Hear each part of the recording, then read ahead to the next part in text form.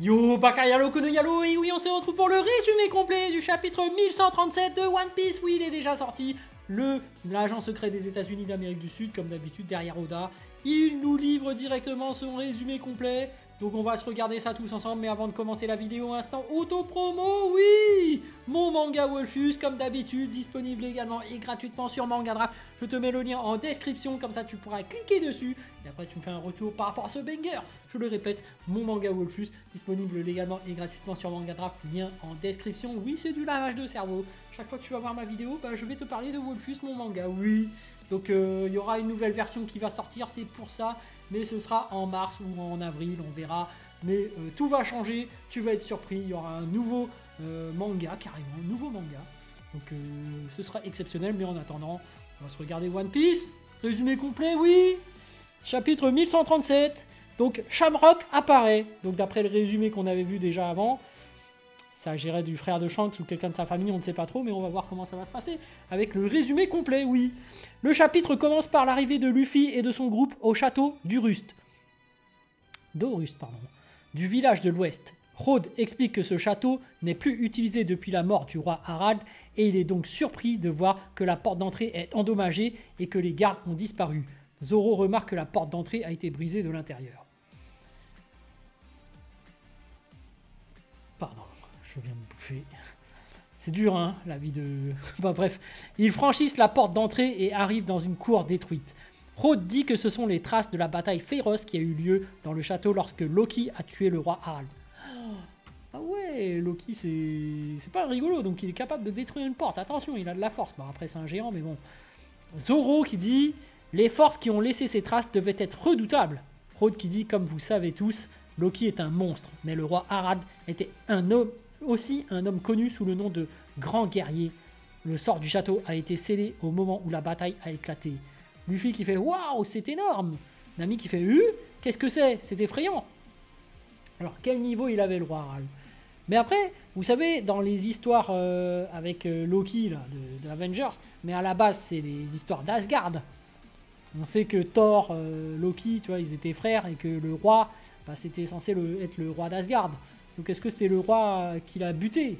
Parce qu'on sait que Loki était responsable un peu de la mort du roi. Mais bref, lisons la suite, on verra. Parce que Oda, il remixe, mais il s'inspire quand même de la mythologie Asgard. Hein. Luffy et son groupe pénètrent à l'intérieur du château, qui est également très endommagé. Il y a de nombreux squelettes de géants sur le sol. Apparemment, plus d'une centaine de guerriers géants ont été tués ce jour-là. Par Loki, Jarul et Loki sont les deux seuls survivants. Okay. Jarul, c'est pas un rappeur ou... Bref, Luffy voit un crâne avec des cornes semblables à celles d'Oars. Rhodes explique que certains géants ont hérité du sang de l'ancienne tribu des géants. Cependant, il n'y a plus de membres de sang pur de la tribu des anciens géants. Oh. Ok, il n'y a plus que des métissés ou quoi? C'est quoi? Bon bref, il trouve une photo du roi Harald dans un portrait accroché au mur. C'est le même portrait que nous avons vu au chapitre précédent. Mais maintenant, nous pouvons le voir entièrement. Le roi Harald était un géant chauve et avait l'air féroce, avec une énorme moustache et une barbe noire. Il avait aussi deux énormes cicatrices sur la tête et une ligne tatouée sur le visage, comme celle de Ripley. Ça a l'air d'être un bon guerrier, hein, avec des cicatrices... Bref, le mec a... après, c'était des guerriers, hein, comme Thor. La bagarre. Le Rhodes qui dit, c'est le portrait du roi Harald. Un homme qui aimait la paix et cherchait à relier Elbaf aux grandes nations du monde. On disait de lui qu'il était le plus grand roi qu'Elbaf ait jamais connu. Luffy qui fait, il a l'air fort. Rhodes qui dit... Les marques sur sa tête sont ce qui reste après il ait arraché ses propres cornes. Une réminiscence de l'ancienne tribu des géants, il a dit que l'ancienne tribu des géants rappellerait aux gens les périodes de guerre. Luffy qui fait « Il avait des cornes !» et Zoro qui fait « Quelle détermination !» Rhodes explique que Arjudin est le demi-frère de Loki. Arjudin est né entre Harald et une autre géante avant que Harald n'épouse la mère de Loki. La mère de Arjudin n'a pas pu devenir reine d'Elbaf parce qu'elle était une géante d'un autre pays et qu'elle était mal vue. Beaucoup d'habitants d'Elbaf veulent préserver la pureté du sang d'Elbaf. Des gens d'extrême droite, c'est ça? Ils veulent pas se mélanger? Hein? C'est quoi ça? Bon, après, c'est des géants. Hein. Ça, c'est différent. Si un géant veut s'unir avec un humain normal, faut que ça rentre. Vous savez, c'est pas la même taille.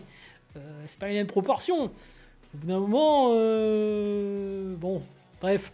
Zoro demande pourquoi Rhodes a choisi d'embarquer sur le navire d'un sang mêlé. Comme Ashrusin, on voit un petit flashback quand Rhodes a été victime d'intimidation quand il était enfant, parce qu'il était un otaku. Ah bon? Comme le chef? Mais Ashrusin a été impressionné par sa capacité à dessiner des cartes et a demandé à être son ami. Ashrusin ressemble à celui que nous avons vu dans le flashback de Big Mom. Rhodes raconte que Ashrusin a résisté à toutes les insultes et humiliations qu'il a subies en tant que sang mêlé. Le rêve de Ashrusin est de devenir le roi de tous les géants, pas seulement Elbaf, et d'unir toutes les tribus de géants du monde. Pendant qu'il parle. Ok, il veut devenir roi des pirates, mais version géant quoi. Luffy remarque les gardes allongés sur le sol, nous ne voyons pas encore leur corps. Luffy qui fait « Hey, il y a quelqu'un qui est allongé là !» Ensuite, coupure vers le monde souterrain, nous voyons que le visage de Loki est couvert de sang parce que Gunko l'attaque avec ses pouvoirs.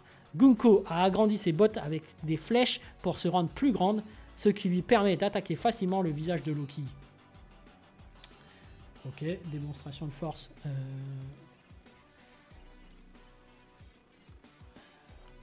De Gunko.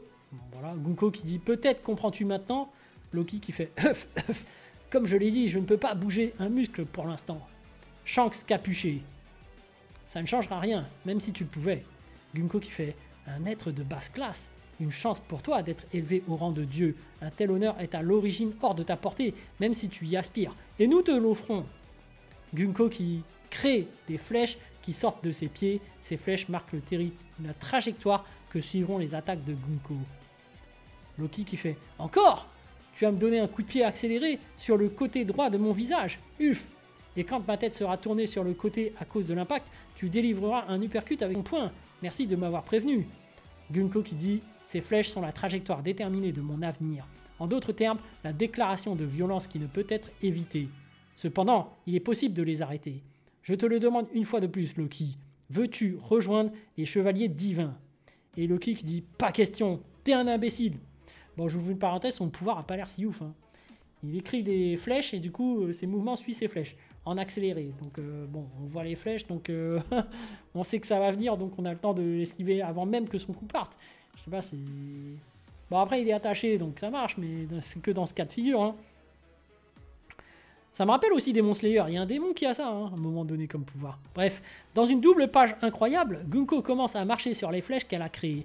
Et lorsque Loki les rejette à nouveau, elle l'attaque comme Loki l'avait prédit. D'abord un coup de pied accéléré sur le côté droit du visage de Loki, puis un puissant uppercut pour attaquer le corps géant de Loki. Gunko crée d'énormes bottes et gantelets avec ses flèches. Ok. Loki finit par perdre connaissance suite aux attaques de Gunko. On voit également d'autres animaux tomber sous les flèches de Gunko lorsqu'il tente de défendre Loki. Ouais, ok. Dans la double page finale, absolument épique du chapitre, Shanks encapuchonné enlève sa cape noire et nous découvrons enfin sa véritable apparence et qui il est vraiment.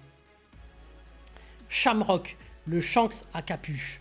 Changement de plan, contact Marie-Joise. Tout le monde est tellement inutile, j'espérais que cela prenne une direction plus intelligente. Chef des chevaliers divins, noble du monde, Figarland, Shamrock, fils de Saint Garling, l'un des 5 doyens. Ouh, d'accord. Ah ouais, c'est comme ça. Les 5 doyens qui, je rappelle, sont esclaves de Mihawk. Non, je rigole. Gunko qui dit « En effet, je ne pense pas que la mort changerait quoi que ce soit. Est-ce que cela a un rapport avec leur foi ?» Chevalier divin, Gunko, Haro Nomi, flèche humaine. Figarland Shamrock est exactement comme Shanks, mais sans la cicatrice sur son visage, avec des cheveux longs et une tresse pour les retenir. Et bien sûr avec 2 bras. Ok. Shamrock porte un uniforme militaire classique, semblable à celui des soldats britanniques ou français du XVIIe siècle, avec des bottes hautes et un fouloir autour du cou. Il porte également une épée à la taille. Le chapitre se termine avec Shamrock qui regarde Loki inconscient. Shamrock qui dit « Les féroces guerriers d'Elbaf qui ont conquis le nouveau monde dans les temps anciens. Nous, le gouvernement mondial, les mettrons sous notre commandement à tout prix. Fin du chapitre et pas de pause la semaine prochaine, ça c'est cool. Bon bref, Shamrock est très puissant, mais est-il plus puissant que Mihawk? On sait que Mihawk a battu Shanks, mais est-ce que Shamrock a-t-il battu le frère de Mihawk qui n'a pas de cicatrice aussi? Nous le saurons dans le prochain chapitre les amis. Sur ce, je vous dis donc à plus dans le bus, ou plutôt à plus tard dans le car, ou plutôt à bientôt dans le bateau.